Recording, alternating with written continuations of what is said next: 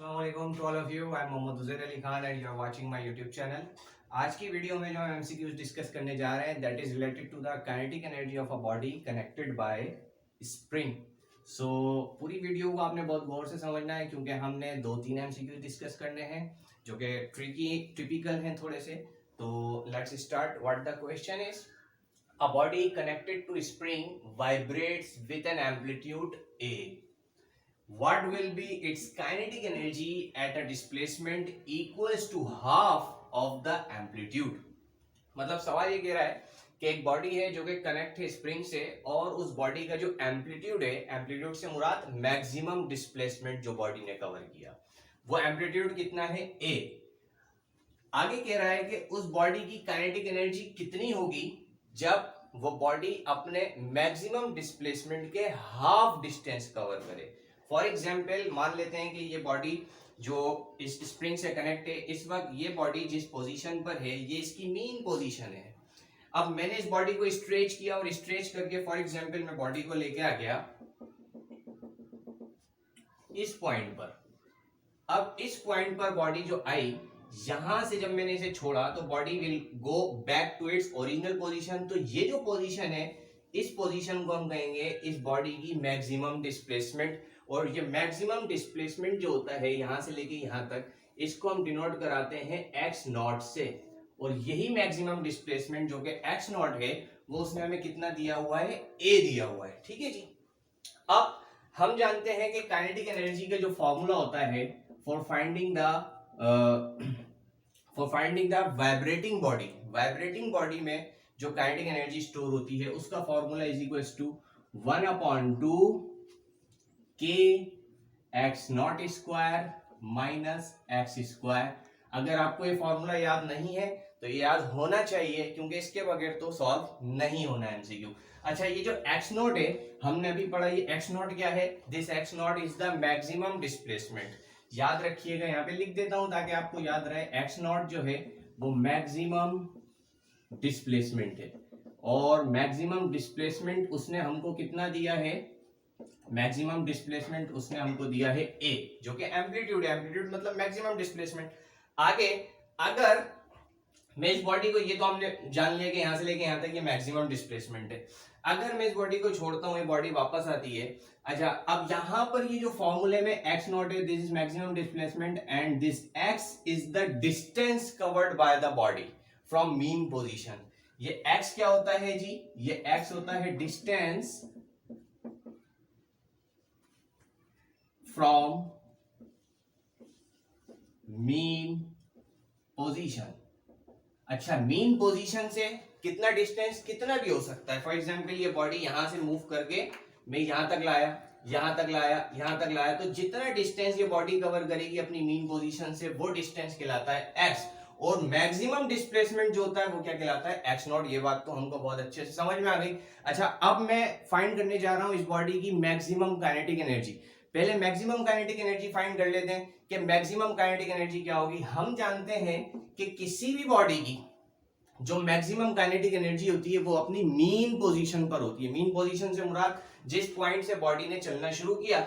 अच्छा, mean position पे अगर मैं बात करूं कि बॉडी ने कितना डिस्टेंस कवर किया, यानी कि एक्स क्या है? मीन पोजीशन पे एक्स होता है 0.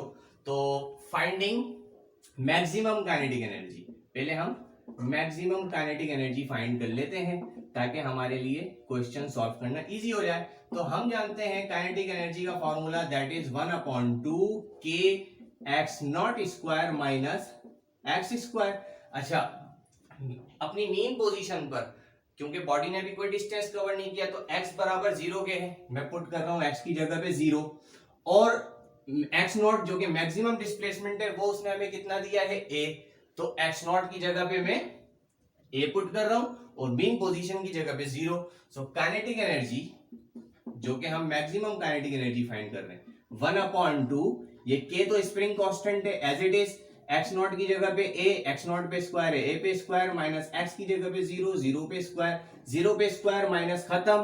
तो मैक्सिमम काइनेटिक एनर्जी बॉडी की हमारे पास क्या है? 1/2 के A square. This is the maximum kinetic energy. अच्छा, उसने हमसे सवाल में मैक्सिमम काइनेटिक एनर्जी तो फाइंड की नहीं, उसने ये कहा कि जो एम्पलीट्यूड है उस एम्पलीट्यूड के अगर हाफ डिस्टेंस बॉडी कवर करेगी, हाफ तकरीबन इतना होगा, तो इस हाफ डिस्टेंस पर उस बॉडी में काइनेटिक एनर्जी कितनी होगी। अब हमें पता है कि जो एम्पलीट्यूड है वो तो है ए, ये एक्स उसने हमको दिया है कितना ए। अब उसने कहा है कि एम्पलीट्यूड का हाफ, एम्पलीट्यूड का हाफ मतलब कि जो डिस्टेंस होगा वो कितना होगा, a अपॉन 2 होगा, यही होगा। So again we are going to use this formula and put the values.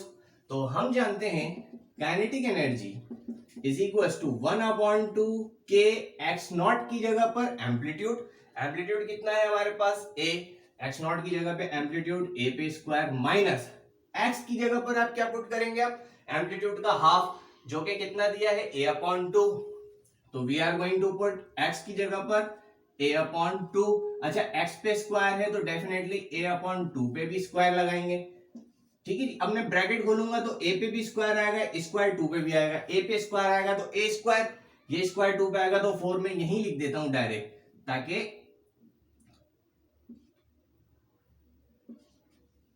जगह कम है तो इजी रहेगा। आई होप समझ में आया होगा। ए की जगह पे a स्क्वायर और 2 की जगह पे 4। अच्छा जी, अब देखो यहाँ पर a स्क्वायर के नीचे कुछ नहीं है तो 1 है, तो मैं यहाँ पर 4 और 1 का एलसीएम ले सकता हूँ, बाकी सब तो ऐसे ही रहेगा। Kinetic energy is equal to 1 upon 2 के ब्रैकेट के अंदर 1 और 4 का एलसीएम लूंगा तो क्या आएगा जी, 4।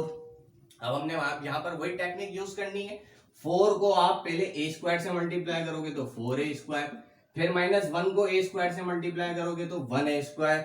अच्छा जी, अब क्या हो रहा है, kinetic energy is equal to 1 upon 2 के ब्रैकेट में 4a स्क्वायर में से 1a स्क्वायर गया तो 3a स्क्वायर, और अपॉन में क्या बचा है हमारे पास 4। अब आप देखो ये जो 1 अपॉन 2 के है इसको मैं अगर ब्रैकेट के अंदर लिख दूं a स्क्वायर के साथ और 3 अपॉन 4 को बाहर लिख दूं तो जरा देखते हैं क्या हो रहा है कि kinetic energy is equal to 3 upon 4 को हमने ब्रैकेट से बाहर रख दिया, ब्रैकेट के अंदर 1 अपॉन 2 के ले गए और आगे क्या लिखा हुआ है a स्क्वायर, वो एज इट इज। अब देखो 1 अपॉन 2 के a स्क्वायर हम ऊपर फाइंड कर चुके हैं कि 1 अपॉन 2 के a स्क्वायर बराबर किसके, मैक्सिमम काइनेटिक एनर्जी के। तो 1 अपॉन 2 के a स्क्वायर की जगह पे मैं मैक्सिमम काइनेटिक एनर्जी पुट कर सकता हूं।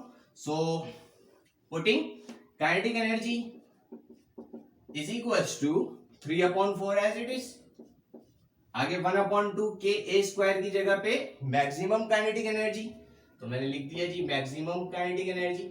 इट मींस कि अगर हम इस बॉडी को इस एम्पलीट्यूड के हाफ डिस्टेंस पर लाएंगे तो इस हाफ डिस्टेंस पर, एम्पलीट्यूड के हाफ डिस्टेंस पर उस बॉडी की जो काइनेटिक एनर्जी होगी वो कितनी होगी, अपनी मैक्सिमम काइनेटिक एनर्जी के 3 अपॉन 4 टाइम्स हो जाएगी। So the correct option is option B.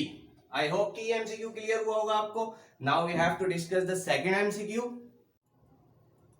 So let's discuss the second MCQ. What the second MCQ is saying: a body connected to spring vibrates with an amplitude a naught. एक body है जो कि spring से connect है और उसका जो amplitude है वो a नॉट है। आगे कह रहा है eight which position body will have equal kinetic energy and elastic potential energy. कितनी पोजीशन पर यानी कितने डिस्टेंस पर जाके उस बॉडी के अंदर जितनी काइनेटिक एनर्जी स्टोर होगी उतनी ही इलास्टिक पोटेंशियल एनर्जी स्टोर होगी, वो डिस्टेंस, वो पोजीशन वो मालूम कर रहा है। सो हम जानते हैं कि kinetic energy of a vibrating body का फॉर्मूला दैट इज 1 अपॉन 2 के X naught square minus X square होता है जी। और ये एक्स नॉट हमने पिछले एमसीक्यू में समझा मैक्सिमम डिस्प्लेसमेंट, और एक्स वो डिस्टेंस जो बॉडी मीन पोजीशन से कवर कर रही है वो कितना भी हो सकता है। आगे इलास्टिक पोटेंशियल एनर्जी का जो फॉर्मूला होता है ऑफ अ वाइब्रेटिंग बॉडी वो होता है 1 अपॉन 2 के एक्स स्क्वायर। ये भी आपको याद होना चाहिए क्योंकि इन दोनों फॉर्मूलाज के बगैर ये क्वेश्चन सॉल्व नहीं होना।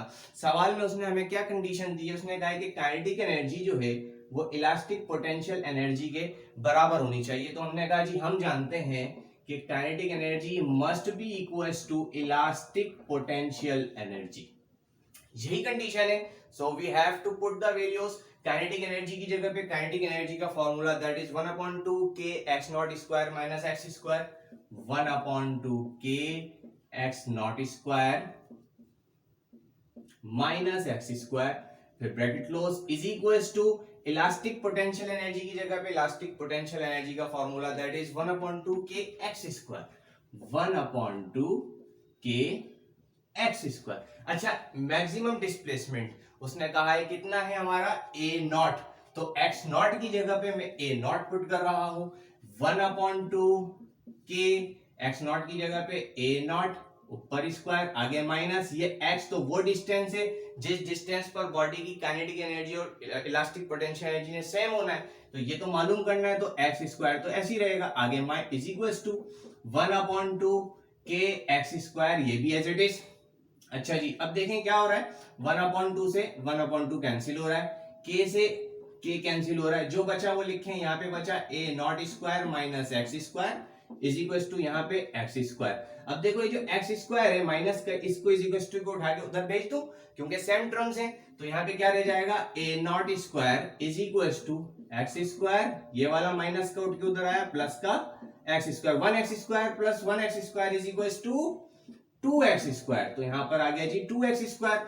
हमें x मालूम करना है, यानी कितने डिस्टेंस पर इक्वल होनी चाहिए काइनेटिक एनर्जी इलास्टिक पोटेंशियल के, तो x को सब्जेक्ट बनाओ, ये 2 इस x से मल्टीप्लाई और उधर चला जाएगा तो a नॉट स्क्वायर से डिवाइड हो जाएगा, यहाँ पर x स्क्वायर मेरे पास सब्जेक्ट बन गया, ये मेरे पास x स्क्वायर आया है, मुझको x मालूम करना है, so taking square root both side, taking square root both side, a nought square upon 2 पे square root is equals to x square पे स्क्वायर रूट, स्क्वायर से स्क्वायर रूट कैंसिल, एक्स तो आ गया बाहर, इज इक्वल्स टू यहाँ पर a not square तो स्क्वायर रूट से बाहर आ गया, तो ए नॉट बाहर अपॉन 2 स्क्वायर रूट से बाहर नहीं आ सकता, so it will remain in under square root, यानी कि ये ए नॉट अपॉन रेडिकल 2 ये वो डिस्टेंस होगा जिस डिस्टेंस पर उस बॉडी की काइनेटिक एनर्जी बराबर होगी किसके, इलास्टिक पोटेंशियल एनर्जी के, सो the correct option is A not upon radical 2, then correct option is B. I hope कि ये MCQ भी आपको क्लियर हुआ होगा। Now we have to discuss the third MCQ. Let's discuss the third MCQ. So the third MCQ is an unstretched length of spring is 30 centimeter. The force of 50 Newton produces the extension of 2 centimeter. If 75 Newton force is applied, the new length of the spring will be dash. कह रहा है कि एक unstretched spring की length, मतलब अभी आपने spring पर कोई फोर्स नहीं लगाई, सिर्फ उसने स्प्रिंग की लेंथ बताई है कि वो कितनी है 30 सेंटीमीटर, ये इस स्प्रिंग की ओरिजिनल लेंथ है।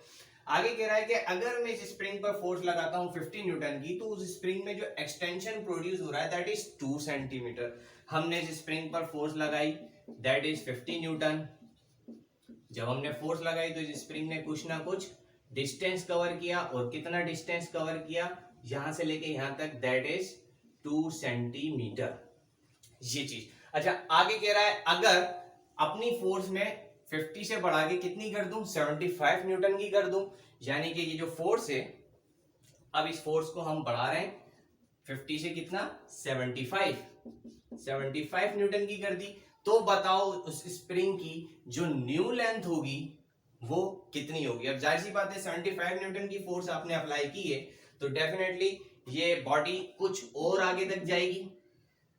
अब कुछ और आगे तक जो गई तो यहां इसकी ओरिजिनल लेंथ, यहां से लेके यहां तक जो स्प्रिंग की लेंथ होगी वो इसकी न्यू लेंथ होगी, जो कि जिसको मैं डिनोट करा रहा हूं किससे, एक्स से। तो वो पूछ रहा है ये एक्स कितना होगा। अब हम जानते हैं कि जो ओल्ड लेंथ है स्प्रिंग की, ओल्ड लेंथ वो कितनी है, 30 सेंटीमीटर। 30 सेंटीमीटर तो इस स्प्रिंग की ओल्ड लेंथ है जो कि अनस्ट्रेच्ड स्प्रिंग है। जो न्यू लेंथ है वो उसने पूछी है, तो न्यू लेंथ बराबर किसकी होगी, न्यू लेंथ यानी कि यहां से लेके यहां तक जिसको हमने डिनोट कराया एक्स से, तो न्यू लेंथ किसके बराबर होगी, हम ओल्ड लेंथ में अगर प्लस कर दें उस एक्स को जो 75 न्यूटन की फोर्स से बॉडी ने कवर किया, वो एक्स अगर मैं प्लस कर दूं 30 सेंटीमीटर से तो मुझको न्यू लेंथ मिल जाएगी। तो मैं न्यू लेंथ लिख सकता हूं कि new length is equal to x plus 30 centimetre, मतलब old length 30 centimetre plus x. तो 30 सेंटीमीटर में जब मैं एक्स प्लस कर दूंगा मुझको न्यू लेंथ मिल जाएगी। आई होप कि आपको क्वेश्चन क्लियर हुआ होगा। ये जो मैंने इक्वेशन लिखी है, इस इक्वेशन को मैं नाम दे रहा हूं इक्वेशन ए। ये भी क्लियर हुई होगी। Now we have to solve this question, so we are going to use the Hooke's law. हमने पढ़ा है कि हुक्स लॉ के अंदर F इज इक्वल्स टू kx। ये F वो फोर्स है जो कि आप बॉडी पर स्प्रिंग पर अप्लाई कर रहे हो, K स्प्रिंग कांस्टेंट है और x वो डिस्टेंस है जो कि स्प्रिंग ने कवर किया। अच्छा, पहली कंडीशन में उसने कहा है कि जब आपने 50 न्यूटन की फोर्स अप्लाई की तो स्प्रिंग ने जो डिस्टेंस कवर किया वो 2 सेंटीमीटर का किया। तो मैं F की जगह पर क्या लिख रहा हूं जी, 50 न्यूटन। आगे इज इक्वल्स टू K की जगह पे तो K एज इट इज, उसने मुझे K की वैल्यू नहीं दी। आगे ये जरूर दिया है कि 50 न्यूटन पर कितना डिस्टेंस कवर कर रहा है स्प्रिंग, 2 सेंटीमीटर। तो मैंने लिख दिया x की जगह पे 2 सेंटीमीटर। इसे मैं नाम दे रहा हूं इक्वेशन नंबर 1 का। अब बात करते हैं सेकंड कंडीशन की कि 75 न्यूटन फोर्स पर हमें नहीं बताया उसने कि कितना डिस्टेंस बॉडी कवर करेगी। तो मैं F की जगह पर 75 न्यूटन, आगे is equals to K as it is, और 75 न्यूटन पर वो स्प्रिंग कितना डिस्टेंस कवर करेगा वी डोंट नो। सो उसकी x की जगह पर फिर मैं x ही लिख दूंगा। That is equation number 2। अब क्या करें, पहले x मालूम करते हैं। Comparing both equations, comparing equation 1 and 2, compare करेंगे तो 50 न्यूटन divided by 75 newton is equals to K 2 centimetre upon K x। अब देखो जी, न्यूटन से न्यूटन कैंसिल, K से K कैंसिल, 50 1 जा 50, 2 1 जा 2, 2 25 जा 50, 25 1 जा 25, 25 3 जा 75। क्या बचा मेरे पास, 1/3 is equals to 1/x। Cross multiplication कर दें तो x को इधर ले आए, x इज इक्वल्स टू 3 को उधर भेज दें, 3 सेंटीमीटर। x बराबर आया मेरे पास 3 सेंटीमीटर के, यानी कि जब 75 न्यूटन की फोर्स लगाओगे तो जो स्प्रिंग डिस्टेंस कवर करेगा वो 3 सेंटीमीटर करेगा। अब उसने हमसे जो न्यू लेंथ है, फाइनल लेंथ है, वो उसने हमसे मालूम किया। फाइनल लेंथ क्या होगी कि हम इस 30 सेंटीमीटर को प्लस कर दें इसकी न्यू वो डिस्टेंस है जो 75 न्यूटन पर बॉडी कवर करेगी। यानी कि इक्वेशन ए के अंदर में x की जगह पे x की वैल्यू पुट कर रहा हूं, तो जो न्यू लेंथ होगी, new length is equals to 30 centimetre जो कि ओल्ड लेंथ थी, इसमें प्लस कर रहा हूं मैं वो x जो 75 न्यूटन पर कवर किया बॉडी ने, that is 3 centimetre. So new length of the spring is 33 centimetre. So the correct option is option A. I hope कि आपको ये एमसीक्यू क्लियर हुआ होगा। फिर भी कहीं कहीं कंफ्यूजन है, कोई क्वेश्चन है, आप मुझसे कमेंट बॉक्स में पूछ सकते हैं। अपना बहुत बहुत ख्याल रखिएगा। अल्लाह।